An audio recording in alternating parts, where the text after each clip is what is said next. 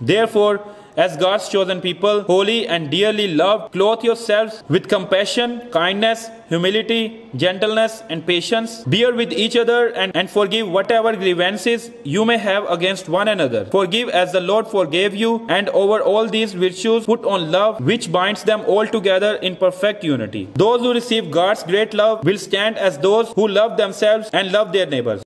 The eternal and unchanging Word of God. Walking with God.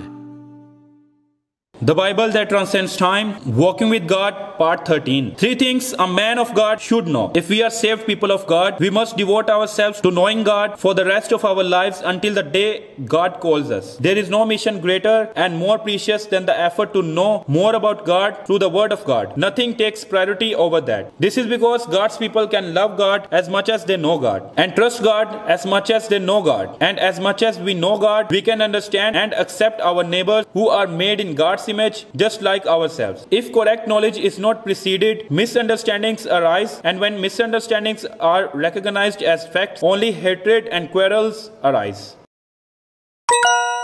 God. We must know God. We need to know God not just with our superficial concepts and not just about God. We must clearly know who God is, how great His love is, what God has done for God's people and for us, what is the love of the cross of Jesus Christ, the Son of God, and what God wants from God's people and children. We must not only understand to the extent of our thoughts and experiences, rational thinking and education, but through the Bible, the Word of God, which God directly revealed Himself, and we must know and understand and confirm it in our lives. For I desire mercy, not sacrifice, and acknowledgement of God rather than burnt offerings. Come, let us return to the Lord. He has torn us to pieces, but He will heal us. He has injured us, but He will bind up our wounds. After 2 days, He will revive us. On the 3rd day, He will restore us, that we may live in His presence. Let us acknowledge the Lord. Let us press on to acknowledge Him. As surely as the sun rises, He will appear. He will come to us like the winter rains, like the spring rains that watered the earth. The history of Israel, which established a human king other than God, which began with Saul, resulted in destruction. At that time, when North Israel was destroyed and South Judah was heading towards destruction, Hosea, a prophet sent by God, rebuked God's people and cried out, "Let us acknowledge the Lord. Let us press on to acknowledge Him." We too must now listen to the cry of Hosea. Otherwise, like Israel, we will remember those words again after experiencing the destruction of life. Self. Many people do not know themselves. This is because the world is already under the influence of syncretism and has become a world without standards. It is no exaggeration to say that absolute value has collapsed and disappeared as the postmodern era has passed. It has become a world where everyone is king. There should be only one king, but because everyone is a king, we can say no one is the king. There is no definition of ourselves. Everyone's judgment became me. No matter how valuable our life is, when others say no, we think that it's not and get frustrated, and although we are clearly going the wrong way, if others say you are going well, the world becomes a place where we really think we are going well. Yesterday's superiority can become today's despair, and yesterday's despair can become today's pride. There is no more me. So we have to go back to the Bible and find the me. Humans are beings made in the image of God. However, because of the sin of Adam and Eve, all human beings became sinners, and among human beings who became sinners and live as sinners, there are children of God that God predestined and set apart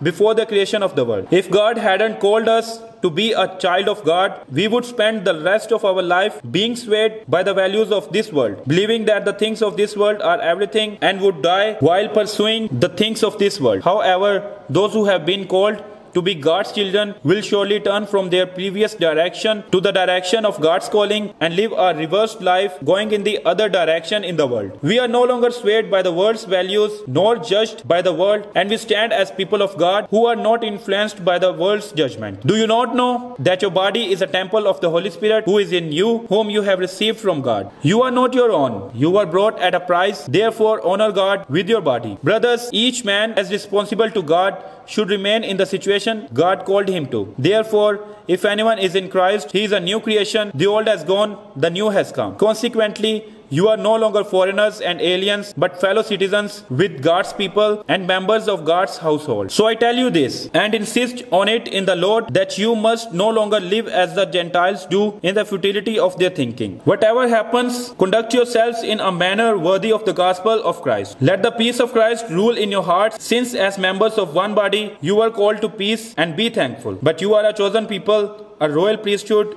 a holy nation, a people belonging to God, that you may declare the praises of Him who called you out of darkness into His wonderful light. You, dear children, are from God and have overcome them, because the one who is in you is greater than the one who is in the world. We followed the ways of this world, and the ruler of the kingdom of the air lived, gratifying the cravings of our sinful nature and following its desires and thoughts as natural objects of wrath, and were dead in our transgression and sins. But God made us alive with Jesus Christ because of His great love. We are not our own, we belong to Jesus Christ. We are people of Jesus Christ who have crucified the sinful nature with its passions and desires. Therefore, biblical self-discovery is not about looking at me by my judgment and standards. It is not judging myself by the standard of the times with standards of this world. It is to see me through the very God who loved me and so loved us, that Jesus Christ, and only Son of God, who is God, died on the cross to solve the problem of our sins. It is to stand before God. Then the first thing we will discover is that we are sinners. And even though we are sinners, we will discover the amazing grace of God in which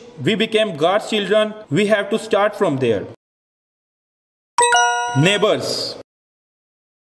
Without knowing God, we cannot know ourselves. This is because God is the creator who created and made me. In addition, if you do not recognize ourselves through God's love, we cannot know our neighbor. If we do not recognize ourselves as condemned by the distorted judgment and evaluation of the world, but recognize that Jesus Christ, who was created in the image of God and who is God, exchanged His life on the cross, our life will be changed. We have to start from there to know our neighbors. I and my neighbor, who were born again in God by the grace of the cross of Jesus Christ, are the same. We are the same sinners who deserved the punishment of God's wrath without God's grace. But we became new creations, so we have nothing to expect from each other. It is because we are saved by God's great grace and are called righteous people, but we are still sinners under the influence of sin. Therefore, neighbors are to love, not to rely on or trust. David, who did the righteous deed of sparing Saul, who was trying to kill him, also became a person who despised the word of God by committing adultery and murder in a moment. Jesus' disciple, Peter, who promised, "Even if I have to die with you, I will never disown you," and all the other disciples said the same, also became a person who denied Jesus 3 times. All who are with God's grace and the power of the Holy Spirit will stand as those who face God, and those who do not hold on to God's grace and the power of the Holy Spirit are standing with our back to God and facing the world. My neighbors and I are the same. That is why Jesus said, "Love your neighbor as yourself." The Bible that transcends time, walking with God, continues.